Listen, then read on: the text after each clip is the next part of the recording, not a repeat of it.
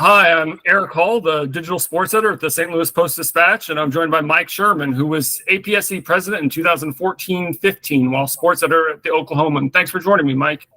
Glad to do it, Erik. How'd you get involved with APSE? I was a sports editor in Utica, New York at the Observer-Dispatch mid-90s. And the previous sports editor, I think, had signed up for what looked like some sort of newsletter to me. It came in a printout from APSE. And I asked around, and somebody said, well, you know, it's a sports editors organization, and they have regional meetings. The one that we were part of was the Northeast region. And so I drove down the New York State Turnpike or Thruway, whatever they called it, to Hartford, Connecticut, to my first APSE regional meeting.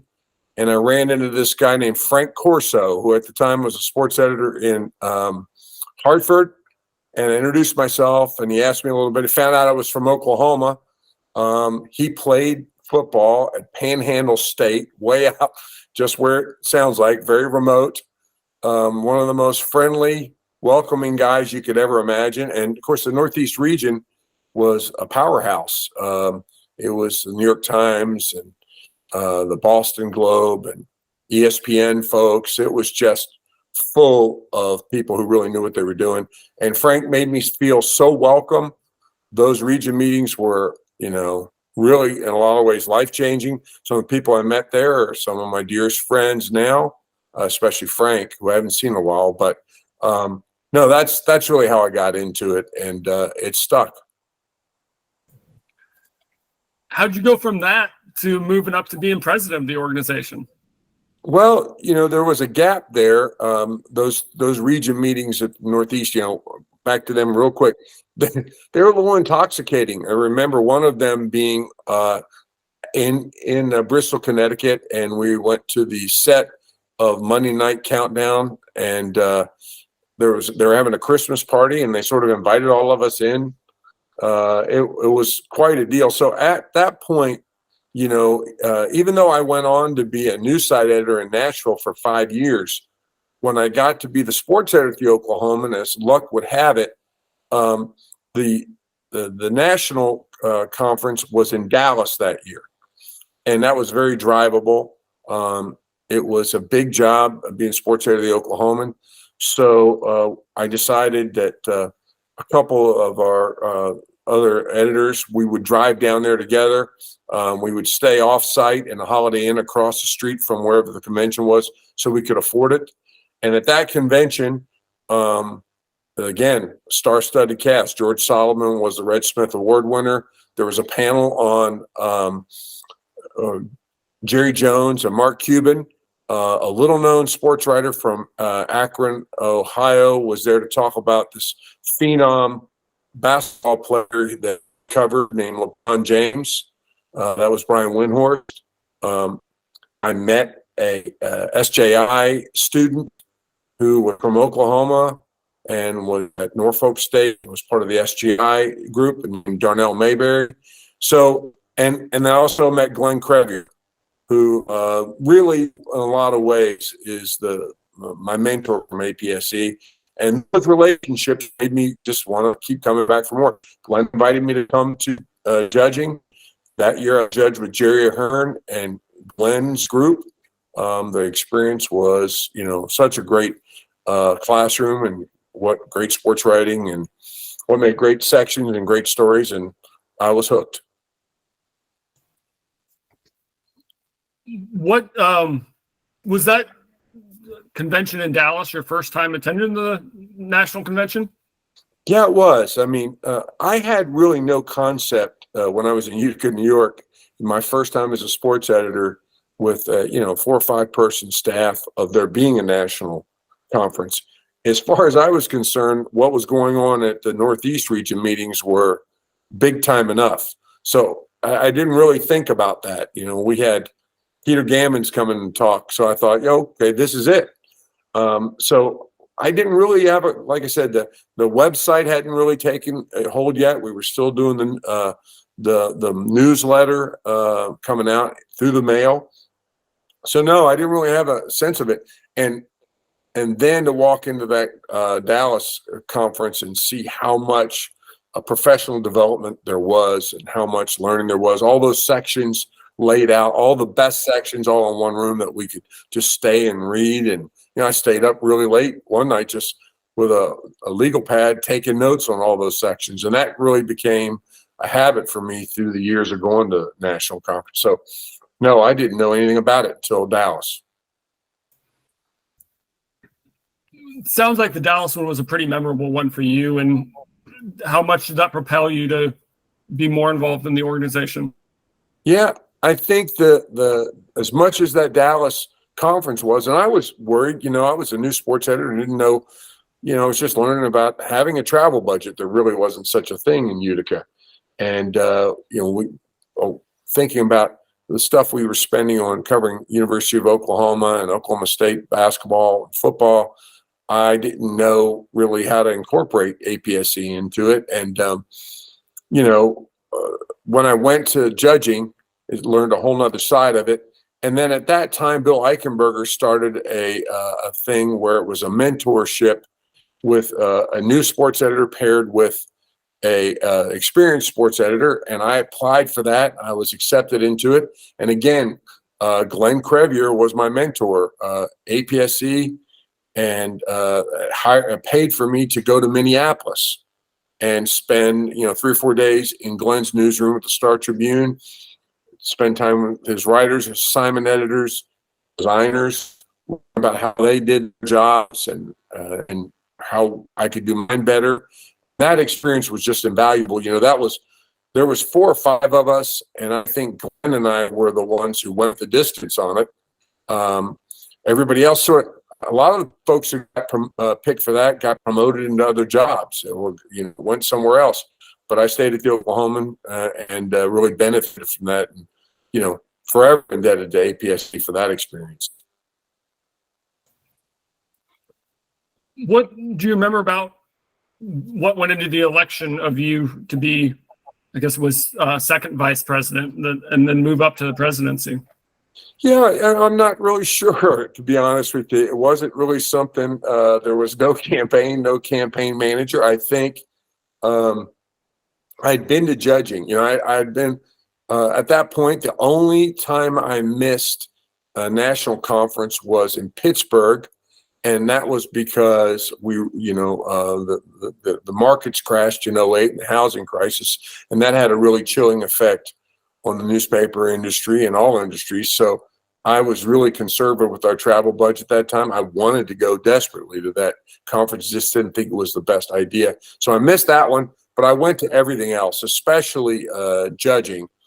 And I think just being around, eventually I sort of got to lead a judging group here and there. And so somebody nominated me and I was very fortunate at the timing of that because we were sort of coming out of that housing crisis. And by 2011 or 10, things were starting to normalize a bit. And I really just ended up with a great group of officers.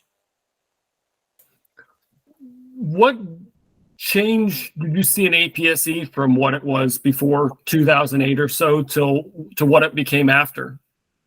Well, we embraced maybe not as quickly as we would have liked to, but we embraced the digital side of things, how that was changing our lives. I know that was sort of halting way at first. If you sort of looked at what kind of programming we were offering at our conferences or how we were judging our content. But I was right in the middle of that. Remember the modest changes we made at first, and then the drastic changes we made at first. That was a big thing. When the other big changes, I was fortunate to serve, and I'll name check some people: Jerry Ahern, Tim Stevens, Mary Byrne, Tommy Dees, John Bednarowski. Those were the folks who were in the contest room that I was in the contest room with, or that we were in planning conventions together.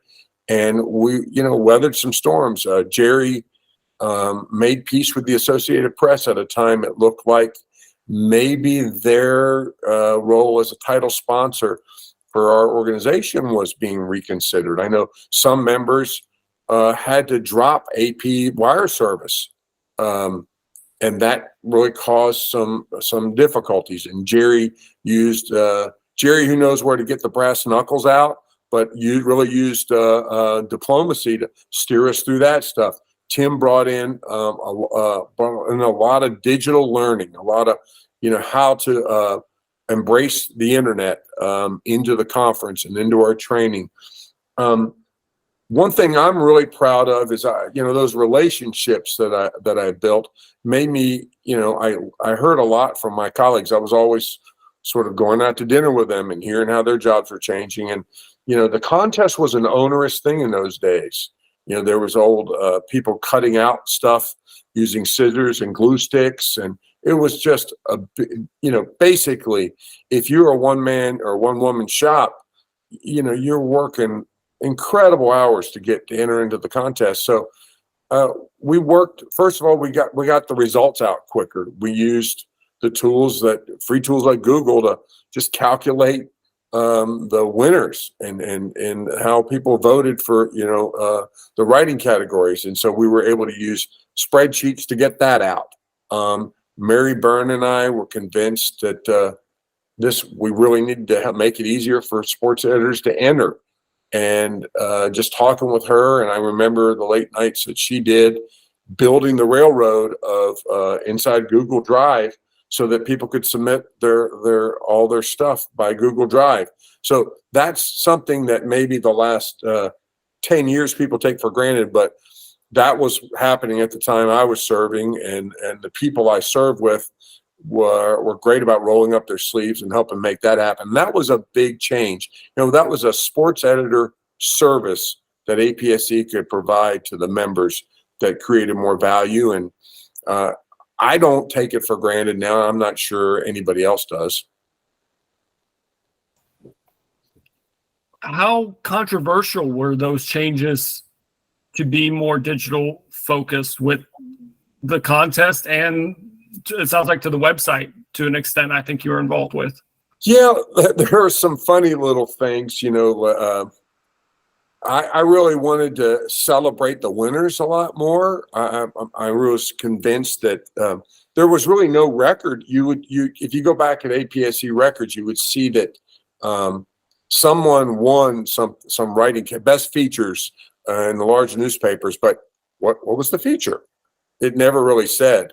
So we started. I remember sitting at my kitchen table for hours and hours and hours, getting links and writing stories about each category. And I was so fired up about it. We got out ahead of ourselves a little bit, and we actually listed the final voting in the top 10. And so it used to be just the winner, and then everybody else was honorable mention. And people didn't they loved the idea of being top 10, but they weren't all that fired up when the results came out and they were ranked 9th. It sounded a lot better being top 10 than it did saying I finished 9th. So I can't remember how that's all done now, but that was a little controversial. And then, there's a really big, in the middle of that, there was a big gulf between the digital experience of the Oklahoman, for instance, and the digital experience of the Opelika paper. But over time, the size of your paper mattered less and less. And it was the innovation of the people on staff. There were reporters at the Opelika paper that people at the Oklahoman could learn from, in the way they covered their beat digitally and the way they engaged their audiences and kept people tuned in. So that was one nice thing about it. There was a dissonance at first. There was hey, the big paper's got these tools and we don't. And over time, those tools, the world flattened and the tools came available to everybody. Were those some of the biggest challenges you faced during your presidency and your leadership in APSE, or were there other challenges? Yeah, I think I don't think this is anything unique to my time, but how to pay for it was a huge thing. And I remember Jim Jenks going all the way back, and Jim would know better what conference it was, but now it's common, Eric, for us to go to a APSE conference and see vendors there advertising the services that APSE members and their media outlets can sign up for. That was not the case always. And so Jim, going all the way back to like 04, 05, he had this mall of ideas approach. He was way ahead of his time on that. And every time I see, he reminds me of that I said he was ahead of his time, which he was, and I'll say it again. But really, we need to find ways to pay for it. And we started first allowing people to set up outside our conference rooms or our meeting rooms or where we were doing the professional development. And then over time, we allowed them to be presenting sponsors of a particular session and have a role in, say something ahead of time or show a video. And those things now seem a little quaint, like, yeah, of course they do. But that was controversial because we didn't want to be influenced. We didn't want to have any conflicts of interest. And I'm glad that we held to our standards on that. And it still today can be thorny at times. And then Tommy Dees took it to another level and went and made that his, after he was president, went and made that sort of his mission, bring in people who could help pay for the events that you and I have been going to for years and learning from. So yeah, how to pay for it. And also how to keep people coming, right? It wasn't during my time, but you could see it coming that the judging was going to have to be done remotely more and more. You could see it coming that it was going to be a challenge to find media outlets to help support sports editors to come to the organization. And one, like, not to go on and on, but big thing was how to go past sports editors and activate other members of the departments, other sports journalists, and make it a bigger tent for them. That's something our organization still struggles with, frankly. How do you feel about the progress that you were able to achieve during your time in leadership towards making those advancements?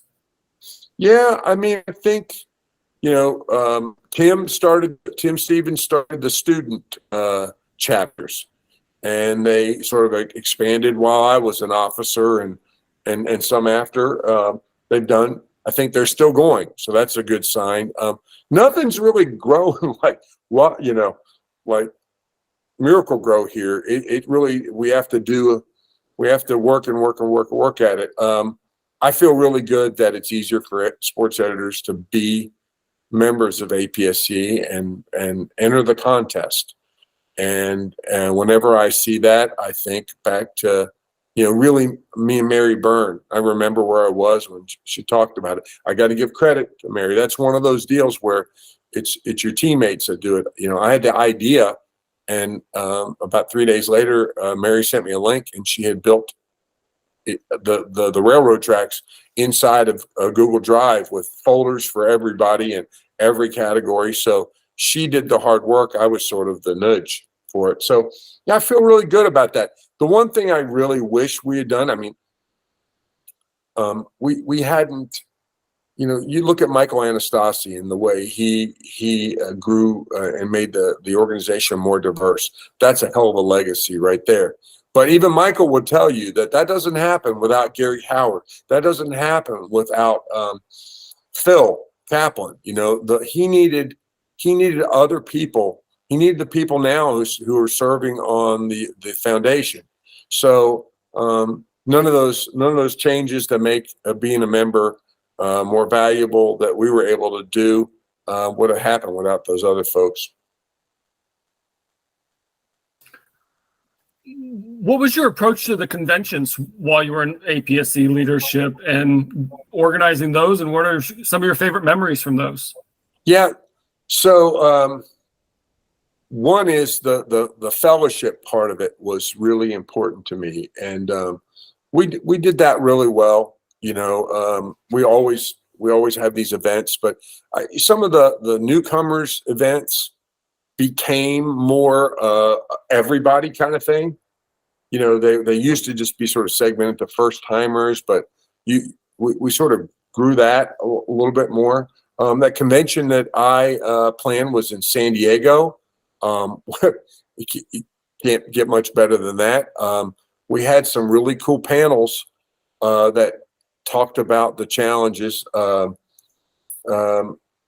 we were facing. People who had branched up and rebranded themselves, people who had gone through the troubles being laid off, and talked about how they had recreated their careers in different roles. That was a good one. We had I think it was one of the first times we had hands-on labs where people could learn, from the journalist toolbox guy. Mike Riley came and did a lot of mapping and all kinds of stuff. John Turner did a lot of story. We did cell phone video or smartphone video sessions.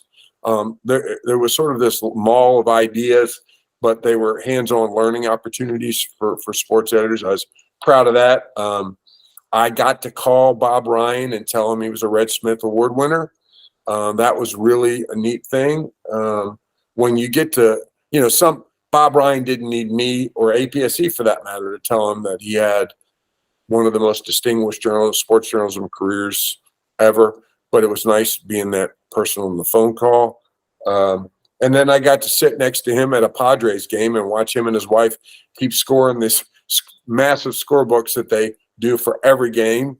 That was a really cool treat. Bill Walton introduced Bob Ryan at the Red Smith banquet. I mean, stuff like that is great. But the biggest thing, Eric, for me has always been the relationships. I thought about this one time, if you're fortunate enough to go to judging, and what is that, 4 or 5 days? And then same with the conference, that's 4 or 5 days. So there's 10 days a year that you and I would be together or grab lunch or something like that, or the people that you relate best to in that organization. That's 10 days a year. Well, some of us don't get to spend that kind of time with our blood relatives. I don't know my backyard neighbor as well as I know Scott Monserud, the recently retired Denver Post sports editor, or Joe Baird in Salt Lake, or lots and lots and lots, or Mary, or any of those folks. I spent more time with you and them than I did people who live on my street. And that means a lot to me. And those people mean a lot to me. And so I hope APSE never forgets that. It's all about relationships and helping each other learn better ways to serve readers and audiences no matter where they are.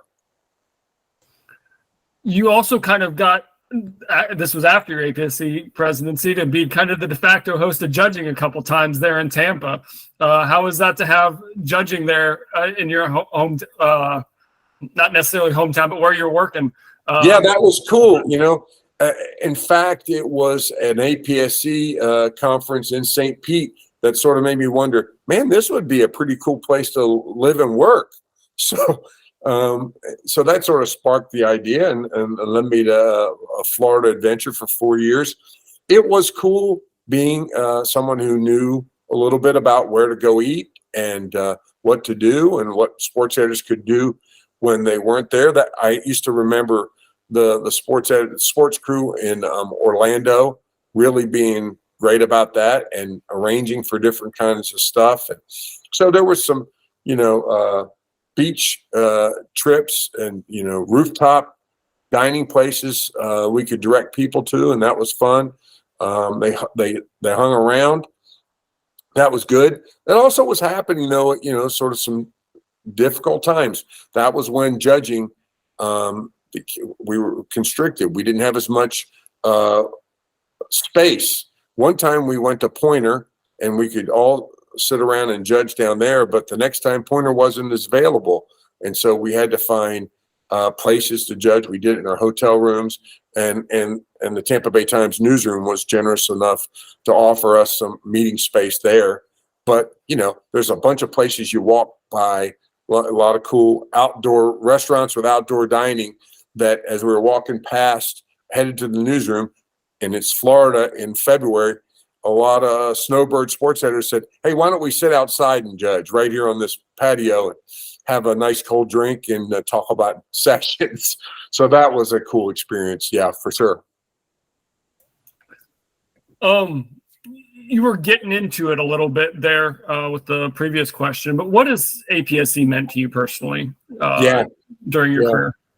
You know, people I know like neighbors and like relatives and family, and it means people that gave me the time to ask questions about how to do my job better, and then being able to call them up at any time. If somebody, you know, I was sort of thinking about, like, if you watch people's movies, movie makers, and how they're influenced by, if you know movies, you can see echoes of other great movie makers in Spielberg's stuff, or just any old movie maker, right? Just like guys doing indie films or whatever. And I've never approached the Tom Jollies or the Joe Sullivans, and I went this far without mentioning Joe Sullivan, who to me is sort of a godfather of APSE. Never an officer, but always sort of, and he wouldn't classify himself as the power behind the office, but I think in some ways the conscience behind the office. So many times there was Joe on my shoulder about doing the right things, or Joe in my ear about somebody I should look at to hire, and moves to make. And I just couldn't have done it without, you know, people like him and Glenn. So it was always important for me to see other sports editors get those kinds of influences to make them smarter and stronger and feel like they were capable.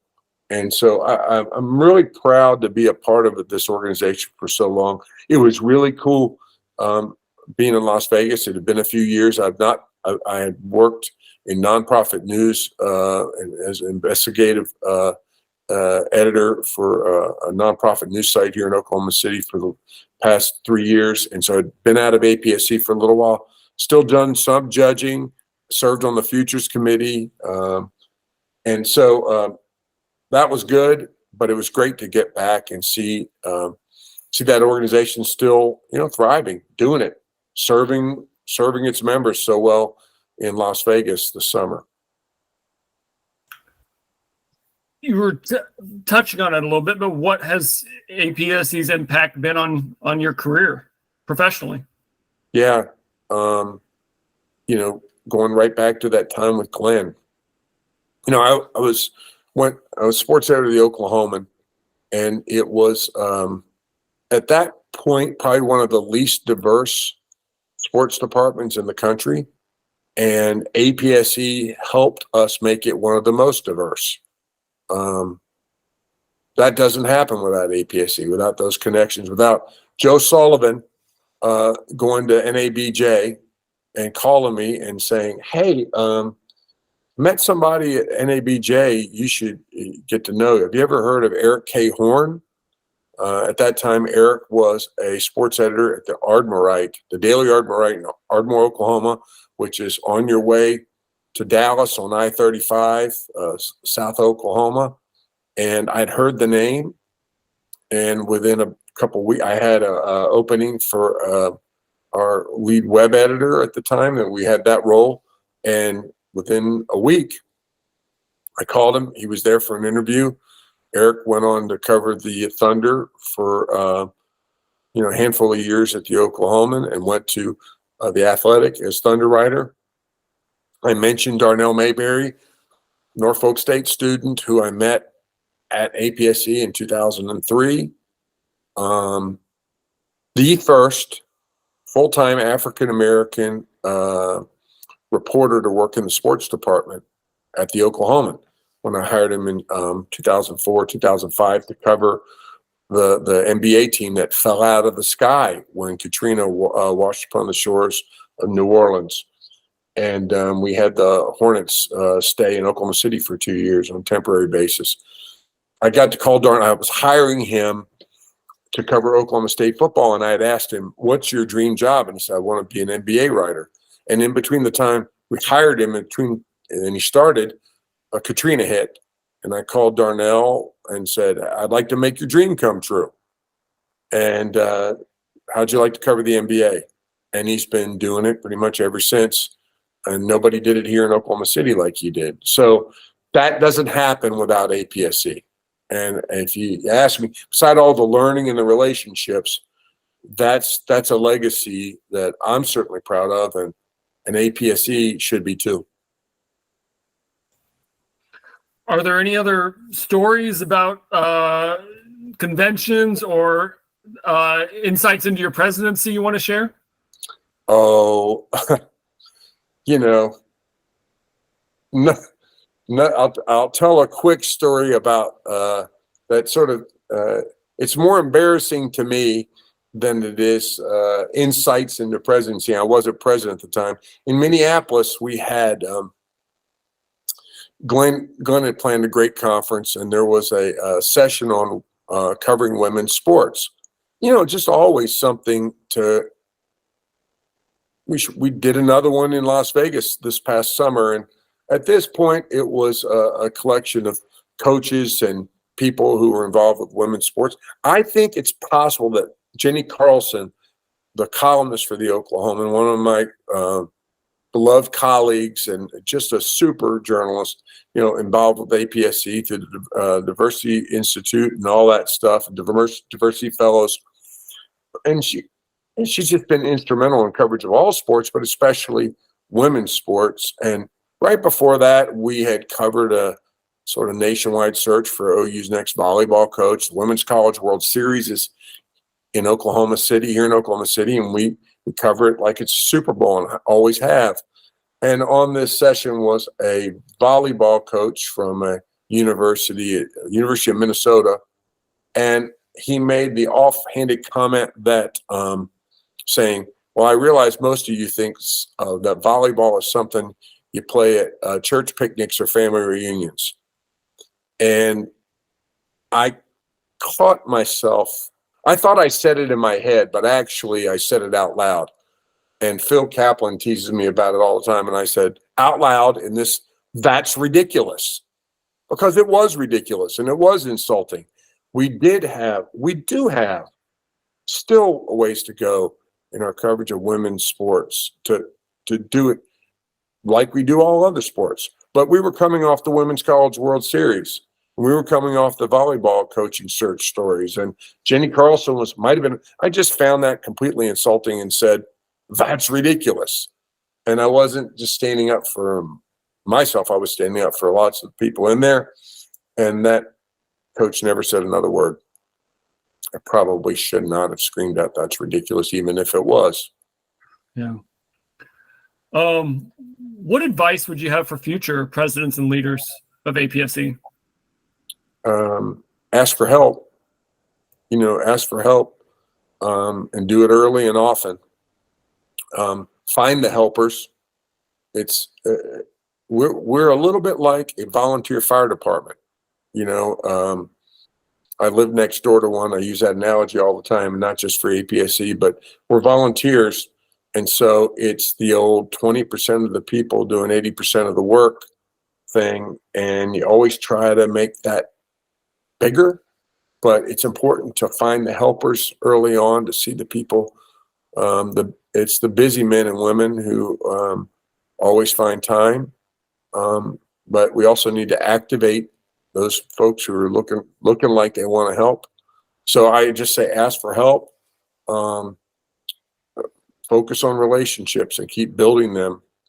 There's a lot of wise people, and it doesn't just come from those of us with a lot of gray hair on the roof. It comes from lots of folks who are doing great journalism. The contest winners have a lot of wisdom. And you can reach out to anybody but by social media, and our directory So I think make it simple. You need help, ask for it. What are you doing now, Mike? So getting ready to start a new venture here in Oklahoma City that we're really in Oklahoma. We're very excited about. I'm going to be the director of content for an organization called Sellout Crowd. It's a group of content creators across the board. People who are sports radio folks, people, broadcasters, some columnists and beat writers that many people, if they make it this far into this video, Eric, if you're this far still watching, you probably know these folks and by name, and some of them are APSE. A lot of them are APSE contest winners, and they've left their old places of employment to start on this new thing. I really hope that that Sellout Crowd is going to be like a cool record label. I am representing the content creators, making sure they get to do the kinds of stories they want to do, supporting them with editorial counsel, advice, cool back end system, sales, marketing. There's tons of startups in our business these days, and we're another one. We're excited about it. We'll be starting here pretty soon, on the 1st of September, and we hope everybody tunes in to see how it goes and hits us up. Do you have a website name right now? Yeah, well, it's www.selloutcrowd.com. At some point, yeah, I think that's where the website is, or no, I'm sorry, it's www.sellout-crowd.com. Yeah. Great. Yeah, and it's going to be fun. We're looking forward to it. Sounds like an exciting adventure. Anything else you want to add, Mike? Eric, thank you, APSE, for doing these things.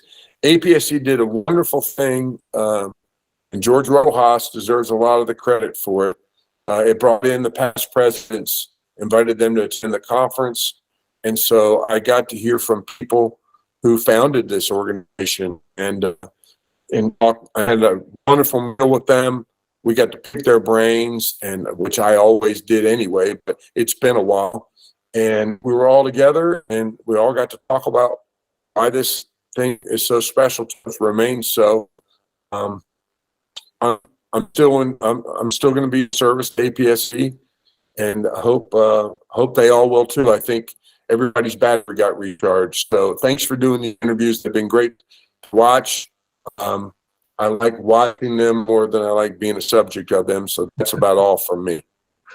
Well, thanks for taking the time to do this, Mike. I appreciate it. Appreciate you, Eric. Take care.